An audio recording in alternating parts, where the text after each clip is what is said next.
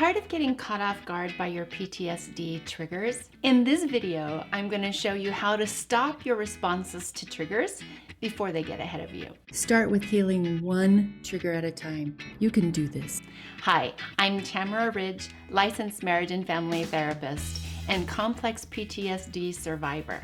The reason that PTSD survivors can get triggered so easily is because there's a state that we really don't pay attention to, but that all of us experience. I call it the ready for fight or flight state.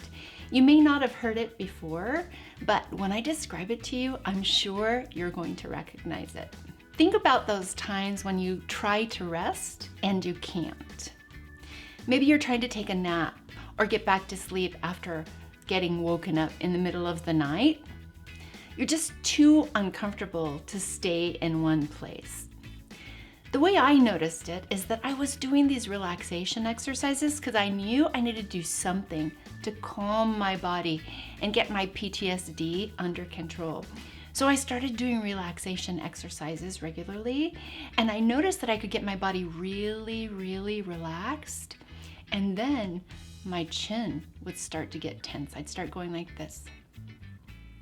Right? And then pretty soon, I'm starting to pull myself off of the pillow, laying there flat, supposedly relaxed, but pulling my head off the pillow, so not really laying in a relaxed state. You may notice that when you try to relax, you just can't stay there. When I first started making my body get really, really relaxed, my first response was to want to run away and scream. I kept working with it. I kept staying with it. And that's how I discovered the ready for fight or flight response. It's very subtle tension. So it's subtle tension that shows up in your neck, in your shoulders, in your face, maybe in your jaw. It's what's responsible for headaches. It's what's responsible for keeping your shoulders up and tight. It's what's responsible for, I have it a little bit still, it's called a dowager's hump. When we're in the ready for fight or flight state, we tend to hold ourselves like this to protect ourselves from any danger. And then our head is too heavy, we're carrying it forward. And then that's why we get this bump here. To correct it, we have to do corrective exercises, which I'm going to be teaching you later. But also we have to get a handle on the ready for fight or flight state. So I'm going to show you how to do that. So this is the psoas release position. If you notice, my arms are up above my head and my knees are bent. For this position, just close your eyes. Do some nice breathing with your belly. And then what I want you to notice in this position, do you have any tension in your chin, in your jaw, in your face? Just notice that, pay attention. And keep breathing while you try to release it and let it go. It's like a dropping or a letting go of a hold. Also notice if there's any energy keeping your head up from the surface you're resting on. You wouldn't be able to see it as much as you can see it now when I'm demonstrating, but it is a holding off the surface. Also, it can show up in this part of the body, here. Just having a subtle tension to keep yourself off the surface instead of relaxing into it. Trauma survivors hold a lot of tension here in the hips. Pay attention. Are your hips relaxing? And are you able to let yourself go into the surface that you're resting on? The thing to know about the psoas release position, you may notice feelings bubble up. Just be open and curious about them. If you're actually safe while you're here in this exercise, it's your body telling you that it's something that you're able to look at, and recognizing that not wanting to stay in this position is reflective of a habit that you've developed because of trauma.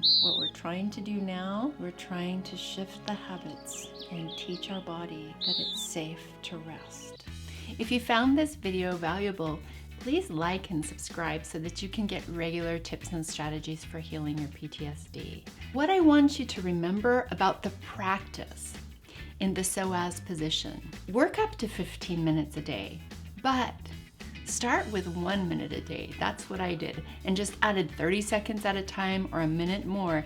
Maybe have some quiet music playing in the background and just listen to your body with a level of openness and curiosity that helps you go, something's going on here. Yes, I am safe. There's no actual real threats right now to me. But my body is in alarm state. I wonder what that's about. I spoke a little bit in the video about how to put your breath in the right place to help to relax your body. I'll put a link to that at the end of this video so that you can learn how to breathe correctly to release the ready for fight or flight state from your body. So yesterday I was taking a very long drive, and as I'm driving I noticed very subtle tension in my shoulders and neck. And because I'm practicing the psoas release position every day, I was able to notice it and release it. Once I released it, I was able to keep my body calm for the rest of the drive.